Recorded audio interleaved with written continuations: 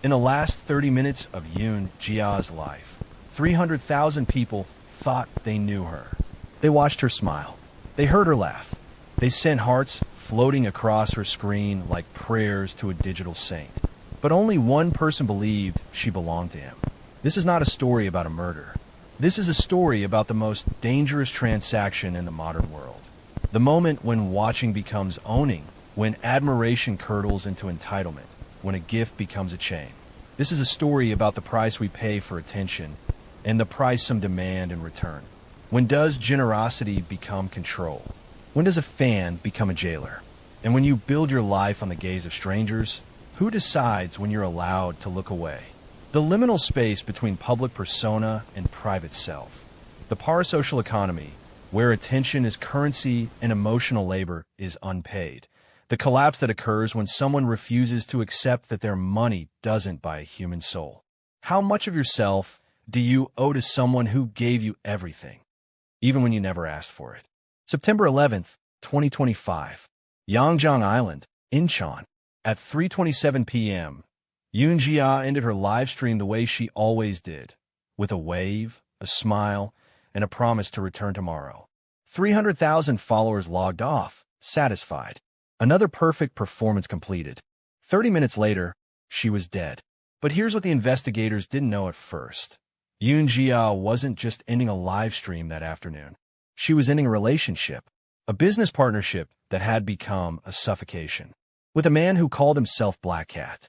And Black Cat, whose real name was Choi, a man in his 50s who presented himself as an IT CEO, Black Cat didn't believe in endings. Let me tell you about the parasocial economy. It's built on a simple premise. You give me your attention, I give you my performance. We both pretend it's something more. Choi understood this economy better than most. Over the span of their relationship, he donated approximately $70,000 to Yoon Ji-ah. $70,000.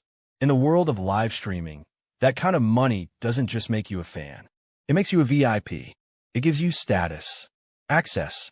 The username Black Cat appeared in her chat with a special badge. Other viewers deferred to him. He had purchased visibility. But what Choi actually believed he'd purchased was much, much more. Here's what we know about the psychology of extreme gifting. It creates an unspoken contract in the giver's mind. I have given you this, therefore you owe me that. And when the recipient doesn't honor a contract they never agreed to, well, we're going to watch what happens. But here's the thing investigators discovered. Choi wasn't an IT CEO. His house had been seized in a forced auction. He was drowning in debt. Every one of those donations, every gift that bought him status in Yoon Ji-ah's chat, was money he didn't have. He was building a fantasy with borrowed currency. And when Yoon Ji-ah tried to step out of that fantasy, when she said she wanted to end their business partnership because his demands had become unreasonable, his behavior controlling, she violated the fundamental rule of his delusion. You don't get to leave someone who's given you everything. The security footage from 3:27 p.m. shows something her 300,000 followers never saw. Choi, on his knees outside a car, physically preventing her from leaving, begging her not to end things.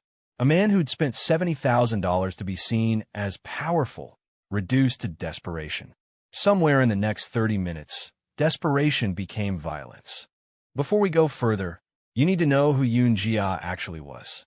Not the curated version. Not the livestream persona. The woman.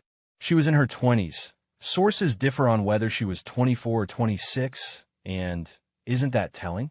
Even in death, we can't agree on the basic facts of her existence, because we never really saw her as a full person. We saw her as content. She was an aspiring actress, a creator, someone trying to turn the attention economy into a sustainable career. And she was good at it, 300,000 followers good. But here's what that actually meant. She was performing emotional availability for strangers. She was smiling when she was tired. She was grateful when she felt uncomfortable. She was always on. And Choi, Black Cat, he was there for all of it. Every stream, every smile, building a mythology in his mind about what that smile meant, about who it was for. Yoon Ji-ah thought she was navigating a business relationship. Choi presented himself as a potential partner, someone with resources who could help her career. The donations, the VIP status, the private messages, all of it was framed as professional support. But here's the trap of the parasocial economy. The power differential is invisible until you try to enforce a boundary.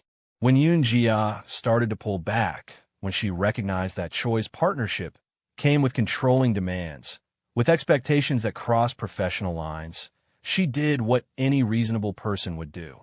She tried to end it professionally. She didn't know she was negotiating with someone who'd constructed an entire identity around her. Someone who'd spent money he didn't have to maintain the illusion of being someone he wasn't, all to stay close to someone who'd never actually agreed to be close. When you've invested everything in a fantasy, the person who destroys that fantasy becomes the enemy. After the attack, after the strangulation, after the autopsy would later confirm death by asphyxiation, bruising consistent with neck compression, Choi put Yoon Ji-ah's body in a suitcase. And then he drove. From Yongjong Island in Incheon to a remote mountainside in Muju County, North Jeolla Province. 3 hours. Investigators tracked him on security cameras. He made multiple stops. He wasn't fleeing in panic. He was deliberating, calculating, trying to mislead the trail. And I keep thinking about those 3 hours. What goes through the mind of a man driving a body 3 hours into the mountains? Is it guilt? Is it fear of consequence? Or is it something else entirely, a final act of control? You couldn't leave me in life, so I'll decide where you end up in death. Because here's what we know about strangulation. It's personal. It requires sustained physical contact. It takes minutes, not seconds. You have to keep applying pressure, even as the person struggles. Even as they look at you. This wasn't a crime of sudden passion. This was annihilation. The ultimate assertion of ownership. September 11th. The same day the live stream ended. The same day Choi made that 3-hour drive. Yoon Ji-ah's body was found on a mountainside in Muju County. In a suitcase. Or near a suitcase. The reporting differs. Some say in, some say near. But the suitcase itself is undisputed. A piece of luggage containing a person who hours earlier had been performing joy for hundreds of thousands of people. The autopsy was clear. Asphyxiation by neck compression. Strangulation. Bruising that told the story of sustained violence. And the investigation that followed revealed something fascinating about modern police work.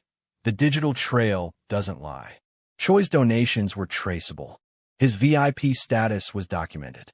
His messages, his behavior, his escalating demands, all recorded in the infrastructure of the platform itself. The security footage tracked his movements. The car outside Yongjong Island at 3:27 p.m.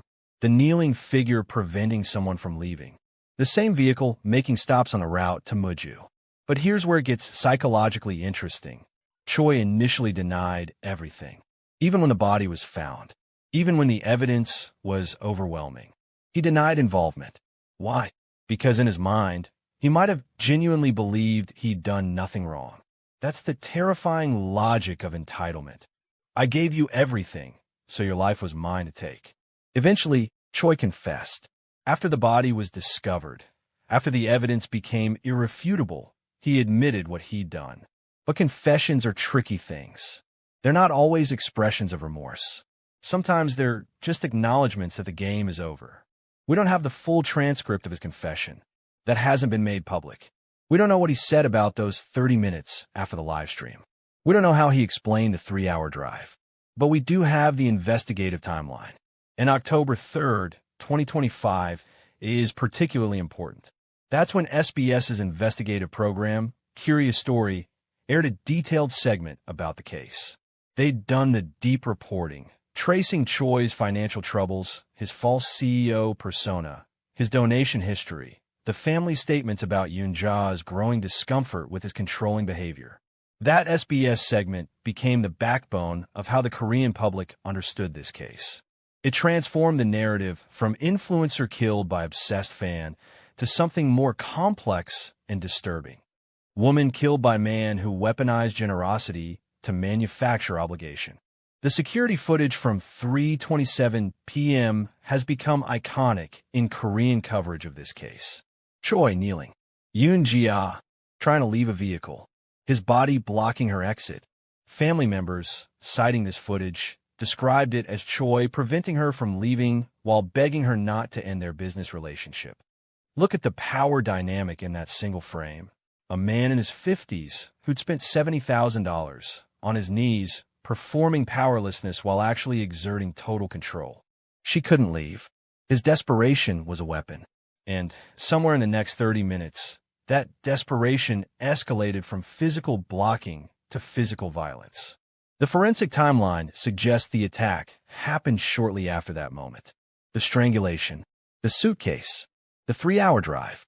But here's what haunts me about that footage.